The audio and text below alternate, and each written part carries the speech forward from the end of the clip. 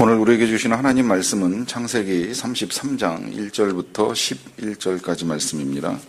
구약성경 51면 창세기 33장 1절부터 11절까지 말씀입니다.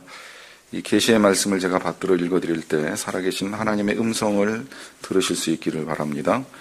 야곱이 눈을 들어보니 에서가 400명의 장정을 거느리고 오고 있는지라 그의 자식들을 나누어 레아와 라헬과 두 여종에게 맡기고 여종들과 그들의 자식들은 앞에 두고 레아와 그의 자식들은 다음에 두고 라헬과 요셉은 뒤에 두고 자기는 그들 앞에서 나아가되 몸을 7번 땅에 굽히며 그의 형 에서에게 가까이 가니 에서가 달려와서 그를 맞이하여 안고 목을 어긋맞추어 그와 입맞추고 서로 우니라.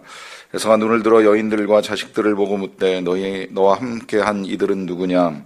야곱이 이르되 하나님이 주의 종에게 은혜로 주신 자식들이니이다. 그때의 여종들이 그의 자식들과 더불어 나아와 절하고 레아도 그의 자식들과 더불어 나아와 절하고 그 후에 요셉이 라헬과 더불어 나아와 절하니 에서가 또 이르되 내가 만난 바 이 모든 때는 무슨 까닭이냐? 야곱이 이르되 내 주께 은혜를 입으려 함이니이다.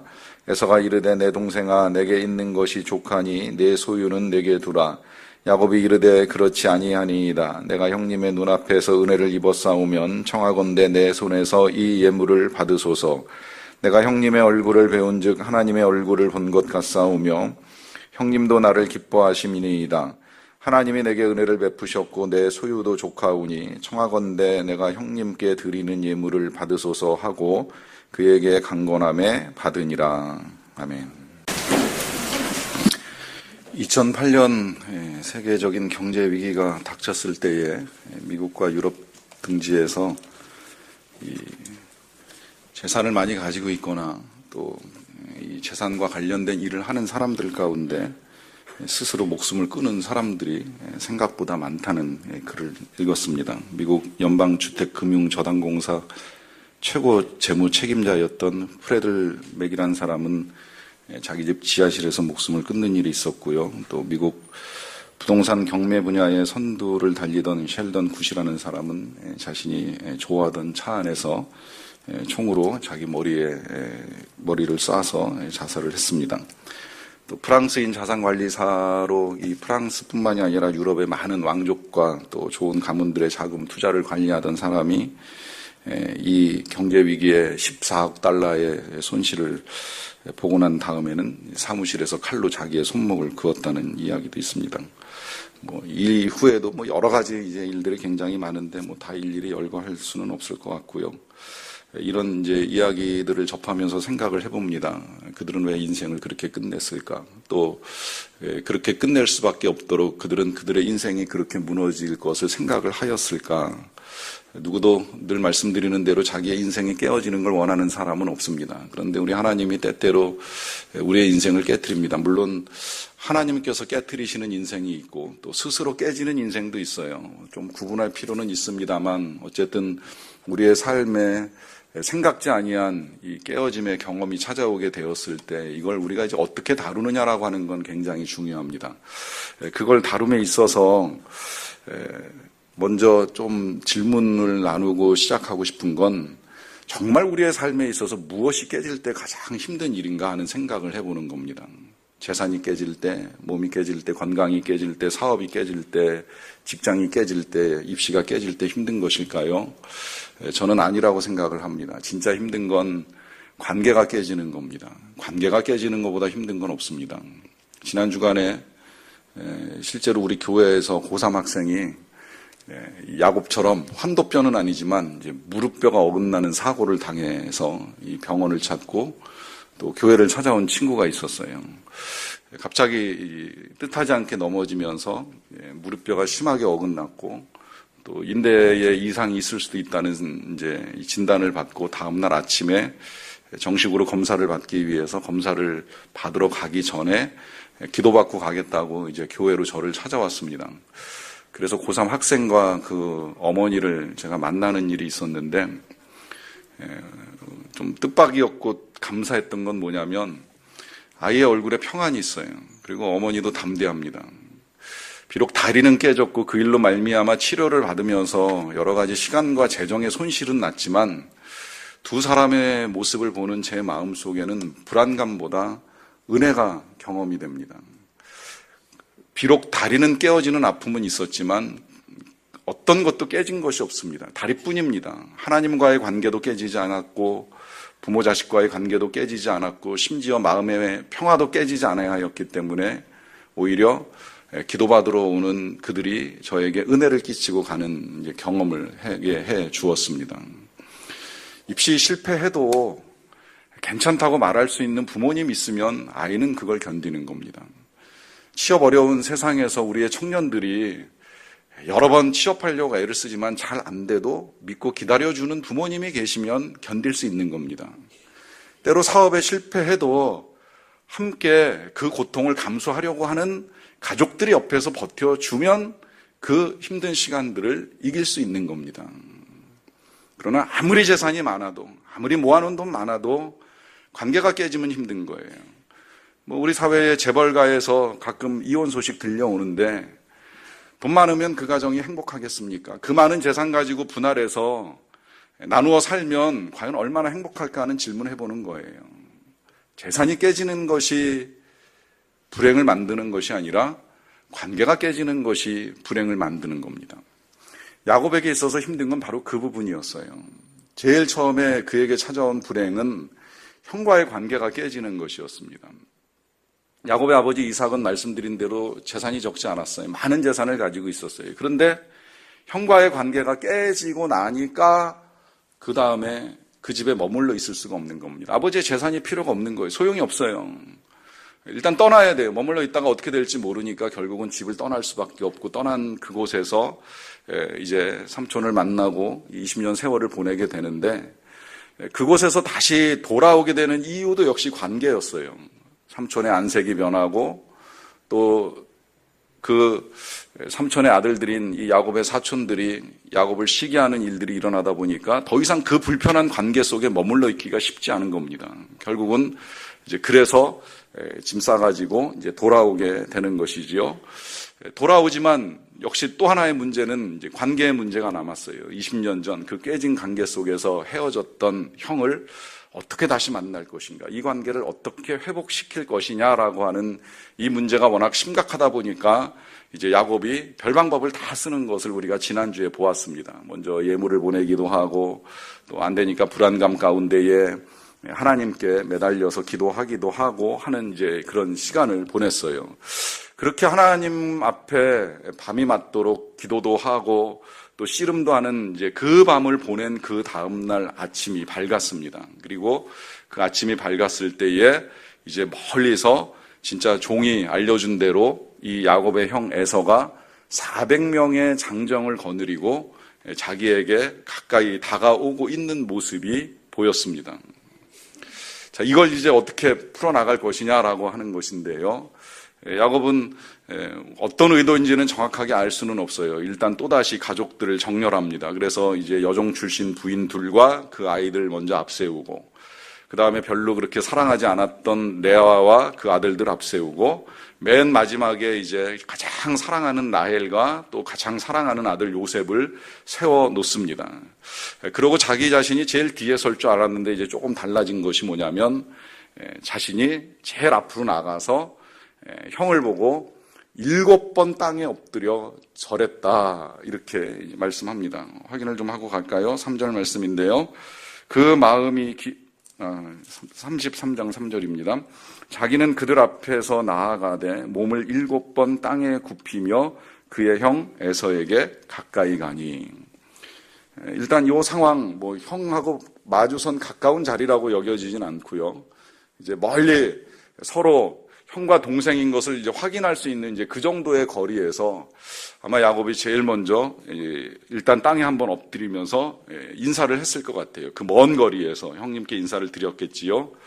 그러고 일어나서 조금 가까워지니까 한 번 더 인사하고, 이제 그런 식으로 7번 인사를 하는 동안에 이 거리가 이제 상당히 가까워져서 마지막 7번 인사를 드렸을 때쯤에는 이제 이 형제가 이제 서로 안고 이제 입을 맞추고 눈물을 흘리는 일을 하게 됩니다.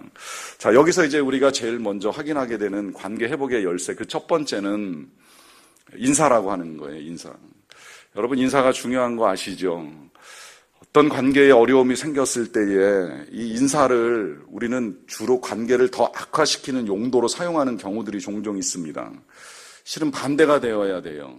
관계를 해결하는 열쇠는 인사입니다. 인사를 아니함으로 인하여서 관계가 해결되지 않는다는 거 다 아시잖아요. 오히려 관계가 어려울수록 인사를 하는 습관이 우리에게 필요합니다. 아니, 관계가 꼭 어렵지 않더라도 정말 좋은 관계를 만들어 가기 위해서는 우리에게 있어서 인사가 필요하다라고 하는 것을 우리가 절대 잊어서는 아니 됩니다. 사실은 이 부분에 있어서는 제가 나누고 드리고 싶은 말씀이 굉장히 많아요. 제가 저도 어렸을 때 이제 제일 처음에 그걸 배웠었고, 그래서 저도 우리의 자녀들이 이 뭔가 좀 관계 속에서 살아가는 나이가 되었을 때에는 제일 먼저 가르쳐 준 것이 인사입니다. 특히 실수했을 때 사과하는 거를 어렵게 생각하지 마라. 잘못했다고 말하는 거를 두려워하지 말아라. 특히 변명하기 전에 먼저 사과해라. 뭐 학교에 늦었다, 혹은 회사에 늦었다, 알바하는 자리에 늦었다 하면 가서 이유 달고 변명하려고 애쓰지 말고 무조건 잘못했다, 늦어서 잘못했다, 이유에 어찌 되었든지 간에 그 이유가 내가 늦게 일어났던 뭐 버스가 사고가 났건 혹은 길에서 무슨 문제가 생겼건 그건 나중의 일이고 일단 머리 숙여 인사하는 것이 문제를 해결하는 첫 번째 열쇠이고, 그 다음에 그 이유를 듣고자 하면 이제 그때 설명을 해도 늦지 않는다라고 하는 걸 저도 배우고 가르치는 일들을 하게 됩니다. 뭐 그런 예뿐만이 아니라 교회 공동체 안에서도 우리가 정말 좋은 관계를 만들어가는 것이 굉장히 중요한 일인데, 이게 굉장히 중요한 일인데 그 좋은 관계를 만들어가기 위해서 가장 먼저 해야 될 일이 있다면 저와 여러분들이 인사를 나누는 일이에요. 이 일에 있어서 제가 말씀을 드릴 것이 많지만 하는 표현을 쓴 이유는 이 이야기를 드리다 보면 오늘 본문에서 하나님이 우리에게 말씀하시고자 하는 것을 다 할 수 없기 때문에 다는 말씀드리기가 어렵습니다만은, 적어도 교회 공동체가 정말 하나님이 원하시는 선한 관계 속에서 아름다운 공동체를 이루어 가고자 하면 우리가 서로 간에 좀 알든 모르든 인사하는 것이 좀 더 익숙해졌으면 하는 바람이 있습니다. 제가 우리 교회와 다른 교회를 비교할 마음도 없거니와 또 우리 교회를 늘 밖에 나가면 자랑스럽게 생각하는 일을 하게 되는데, 때때로 다른 교회 가서 이제 보는 모습 가운데에 우리 교회 성도들도 이러한가 잘 모르겠지만 이랬으면 좋겠다라고 하는 생각을 갖게 만드는 건, 그 교회를 찾아갔을 때 제가 뭐 강사로 가던 그냥 손님으로 가던 아니면 그냥 잠깐 방문을 하던 그 교회 성에서 만나는 성도님들이 저를 보고 인사를 해주는 거예요. 생전 처음 보는 사람인데, 내가 목사인지 성도인지 지나가는 나그네인지 거지인지 알지 못하지만 그저 낯선 나를 보면서 인사를 해주는 그들을 보면서 그들 안에 있는 하나님을 보게 됩니다. 그들 안에 있는 예수님의 사랑을 경험하게 됩니다. 그렇다고 한다면 우리가 이 교회 건물 안에서 만나는 사람들 가운데에 인사를 못 나눌 사람은 없는 거예요. 진짜 인사를 나눌 수 없을 만큼의 원수 같은 사람이 이 안에 있다면 바라기는 오늘 말씀을 통해서 그 관계가 좀 새롭게 깨지고 변화되고 회복되는 역사가 나타나기를 바라고요. 그런 정도가 아니라고 한다면 우리가 인사를 나누는 것으로부터 관계가 시작된다라고 하는 걸 유념해 주시기를 부탁을 드립니다. 그렇게 7번 인사를 나누고 난 다음에 이제 또 한 가지 야곱이 보여줬던 것은 예물을 보내는 거였어요. 이건 사실 이제 지난 시간에 진행이 된 건데, 오늘은 그 예물에 대한 야곱의 예물을 받은 에서의 반응을 볼 수가 있겠는데요. 본문 8절을 보시게 되면 에서가 또 이르되 내가 만난 바 이 모든 때는 무슨 까닭이냐. 야곱이 이르되 내 주께 은혜를 입으려 함이니이다 라고 하면서 이제 이 예물을 보낸 것과 그 보낸 것에 대한 에서의 반응, 그리고 그 반응에 대한 이제 야곱의 답을 우리가 보게 되는데요. 이 야곱의 답을 보게 되면 야곱이 이렇게 표현을 합니다. 내 주께 은혜를 입으려 함이니이다. 이 말은 표현 그대로 그냥 이 예물 받으시고 날 좀 잘 봐주세요, 부탁합니다 라고 말씀을 드리는 거예요. 혹시라도 어떤 관계이든지 간에 여러분들이 좋은 관계를 원하시면 이와 같이 선물을 주고받는 일, 예물을 주고받는 일도 귀하다라고 하는 것 기억하셨으면 좋겠습니다. 어떻게 보면 이게 뇌물처럼 보이는데 저는 이것이 뇌물이라고 볼 수 없는 분명한 이유 한 가지를 알려드리고 싶은데요. 그것은 관계를 위한 것입니다. 만약에 이거 주고 나만의 유익을 취한다면 그게 뇌물이 되는 거예요. 그러나 지금 야곱은 어떤 방법을 써서라도 20년 전에 깨졌던 관계를 회복하고 20년 전에 자신에게 울분을 품었던 형의 마음을 위로해주고 회복시켜주기 위해서 할 수 있는 방법은 다 취하겠다 생각하고 취하는 방법이 땅에 엎드려서 7번을 절하던 많은 예물을 보내서 그 마음을 회복시켜주던 할 수 있는 노력을 다 하고 있는 모습입니다. 게리 체프만의 그 유명한 책 5가지 사랑의 언어 들어보셨을 거예요. 거기서도 항상 사랑의 언어 5가지 중에 한 가지로 제시하는 것이 선물입니다. 좋은 선물을 통해서 마음을 회복시켜 주는 일, 이게 필요하다라고 하는 거예요. 그런데 여기에 이제 비용이 발생하니까 때로 이제 어려워. 우리는 그야말로 뭐 야곱처럼 가진 재산 많아서 그거 절반 털어가지고 형에게 줘도 될 수 있을 만큼의 이제 여력이 안 되는 경우가 있을 수 있잖아요. 자, 그렇다고 해서 우리가 관계 회복을 낙심하지 말아야 되는 또 하나의 방법, 그것이 10절에 있는데요. 야곱이 이런 행동을 보여줍니다. 야곱이 이르되 그렇지 아니하니이다. 내가 형님의 눈앞에서 은혜를 입었사오면 청하건대 내 손에서 예물을 받으소서. 내가 형님의 얼굴을 배운즉 하나님의 얼굴을 본 것 같사오며 형님도 나를 기뻐하심이니이다. 이 말은 지금 이제 에서가 야곱의 예물을 거절했을 때에 하게 되는 답변이에요. 필요 없다. 나 가진 거 많으니 네가 그냥 가져가라. 이렇게 형이 거절을 했어요. 그러니까 야곱이 아닙니다. 그러면서 하는 말인데 그 끝에 보면 기가 막힌 말을 하지요. 내가 형님의 얼굴을 배운즉 하나님의 얼굴을 뵌 것 같습니다. 그래요. 자, 이 표현을 이제 우리가 어떻게 볼 것이냐라고 하는 문제가 생겨요. 진짜 야곱이 하나님의 얼굴을 제대로 보기나 보았을까요? 물론 하나님과 밤새 씨름을 하는 일은 하긴 했지만 실상 하나님의 얼굴을 제대로 보지도 못했을 거예요. 제대로 본 사람이 감히 어디 있겠습니까? 그런데 지금 야곱은 이런 표현을 통해서 형에게 관계 회복을 시도하고 있습니다. 이 표현이 쉽게 사용할 수 없는 표현이지만 듣는 사람 입장에서는 굉장히 기가 막히게 감동되는 표현인 거 알고 계시죠? 이런 표현 들어보셨나요? 저도 자주 들어봤어야 되는데 목회를 하면서 자주는 못 들어봤지만 제가 목회자로서 들었던 칭찬 중에는 어쨌든 이보다 더 귀한 표현은 없었던 것 같아요. 전도사님 얼굴 뵈니, 목사님 얼굴 뵈니 예수님 뵌 것 같습니다 라고 할 때에 그 말이 뭐 진심이든 아니든 굉장히 감사하게 들려옵니다. 사실 뭐 제가 뭐라고 얼마나 좋은 성품을 가지고 얼마나 좋은 일을 많이 했다고 감히 우리 예수님과 비교해서 그런 표현을 들을 수 있겠는가 싶습니다만은 그럼에도 불구하고 누군가 이런 표현을 사용해 준다면 이게 굉장히 감사한 표현이 되는 거죠. 그런데 심한 경우에는 이런 표현을 들을 수 없는 상대방에게 이런 표현을 하게 되면 이제 우리는 그걸 가지고 아부라고 표현을 합니다. 그러니까 이 선물이 유익을 위해서 전달되면 뇌물이 되는 것처럼 또 말이라고 하는 게 유익을 위해서 하는 칭찬이 변질되면 이제 그게 아부가 되는 건데 하나님 같지 아니한 사람에게 하나님 같다라고 하는 표현을 사용하는 이건 지나친 표현이고 지나친 아부가 아니겠는가 이제 이런 생각을 할 수 있잖아요. 그런데 저는 절대 지금 야곱이 형을 아부하기 위해서 형에게 잘 보이기 위해서 이런 표현을 사용하는 것만은 절대 아니라고 생각을 합니다. 그가 그렇게 지금 말하는 이 말 속에 야곱의 진심이 담겨 있다고 봅니다. 그 이유는 이렇습니다. 이 일이 있기 전에 야곱은 기도했습니다. 이제 이 기도라고 하는 것이 지금 열거하고 있는 관계 회복을 위한 여러 가지 것들 중에 이제 또 한 가지가 되는데요. 일단 관계 회복을 우리가 원한다. 정말 좋은 관계를 유지해 가기를 원한다라고 한다면 이 기도라고 하는 이 좋은 방법을 절대 우리가 또 무시해서는 아니 됩니다. 특히 이 기도가 중요한 이유는 뭐냐면 내 힘으로 사람 마음 움직이는 거 어렵잖아요.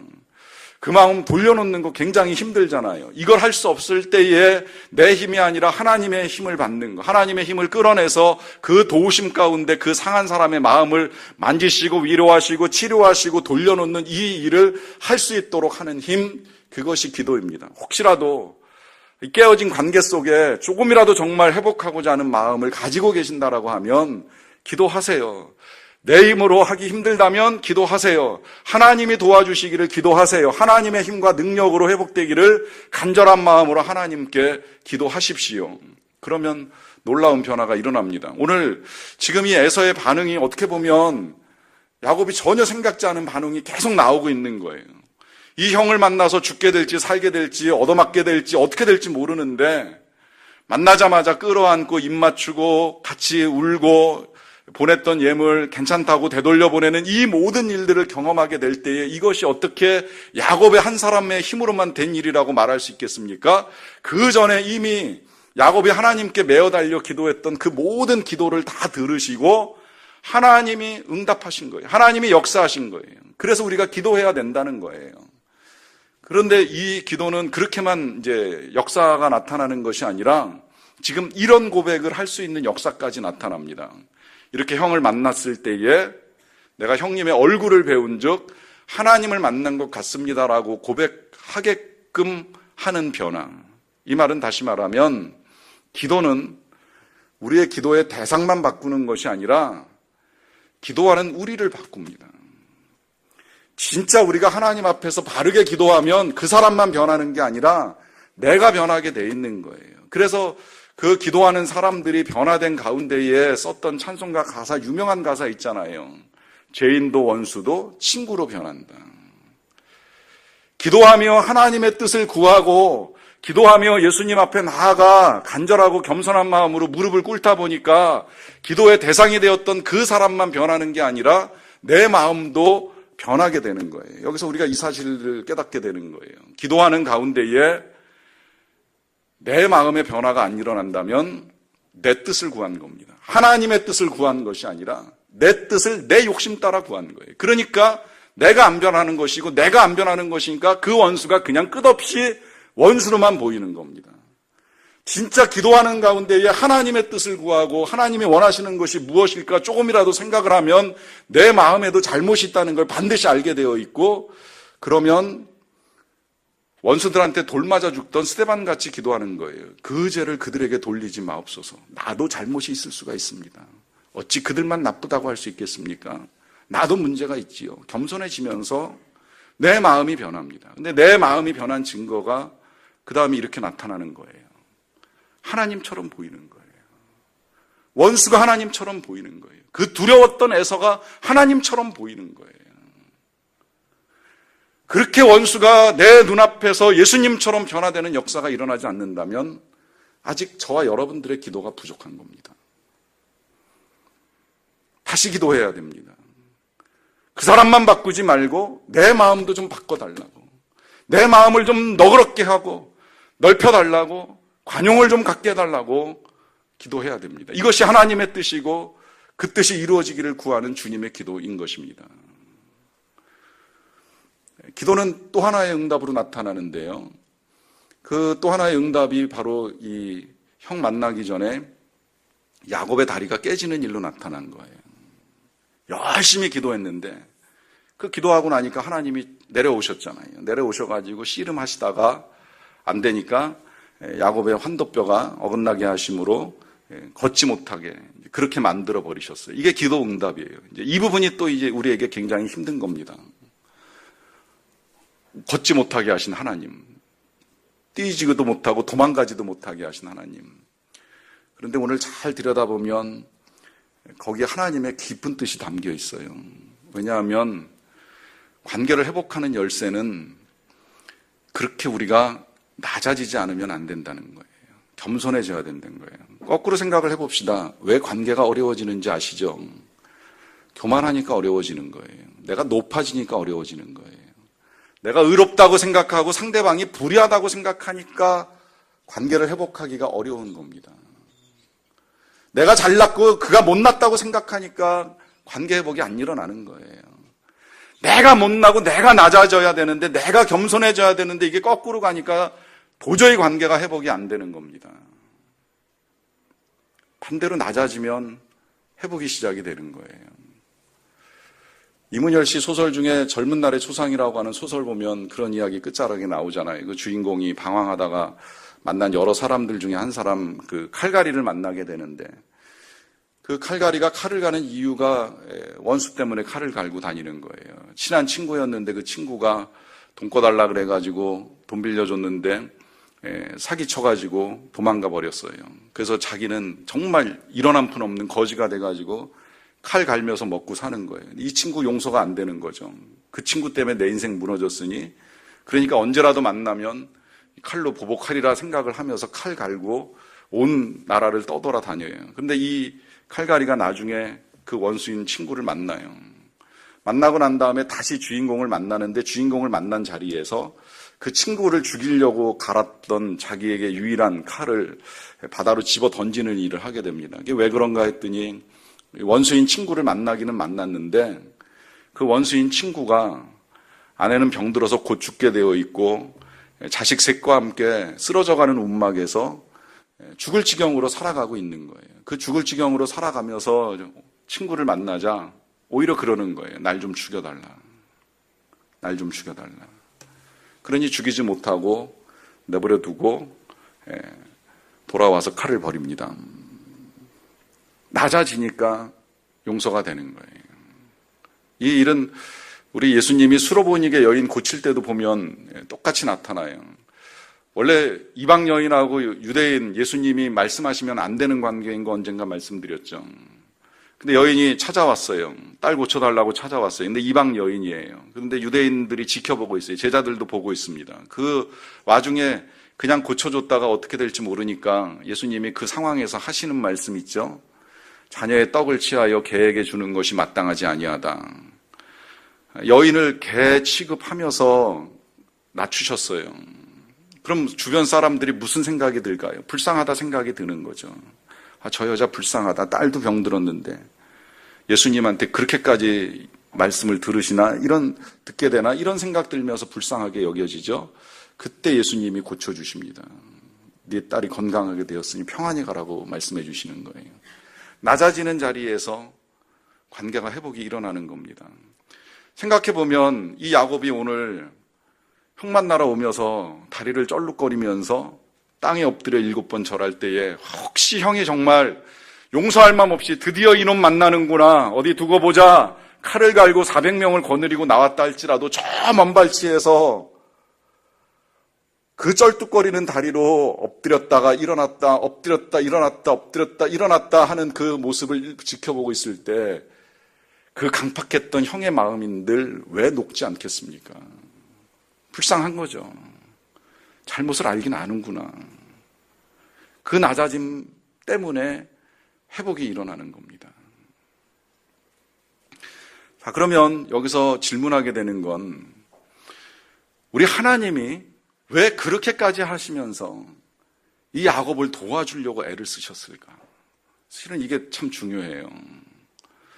야곱의 다리를 부러뜨리시면서까지 그로 하여금 형과 화해하고 그가 형의 손에 의해서 해를 당하지 아니하도록 도와주시는 이유가 무엇일까? 그 이유는 하나님이 진짜 원하셨던 것은 하나님과 야곱과의 관계가 회복되기를 원하셨기 때문입니다. 하나님과 야곱과의 관계. 이 한 가지. 이 야곱하고 정말 좋은 관계를 맺고 싶으셨던 하나님이셨기 때문에 제가 지금 여러분들에게 열거해드렸던 이 관계의 모든 방법들을 하나님도 다 똑같이 사용을 하세요. 야곱에게 찾아오셔서 먼저 인사하시잖아요. 나는 네 할아버지 아브라함의 하나님, 네 아버지 이삭의 하나님이다. 인사하셔요. 그리고 말을 사용하세요. 그 말 속에 엄청난 약속이 담겨 있죠. 네가 여기를 떠나서 다시 돌아올 때까지 널 지켜줄 거야. 너에게 필요한 걸 다 해줄 거야. 너가 절대 어떤 일도 겪지 아니할 거야. 너를 보호할 거야. 말로 약속을 다 하시고 그 약속도 그대로 다 지켜주셨어요.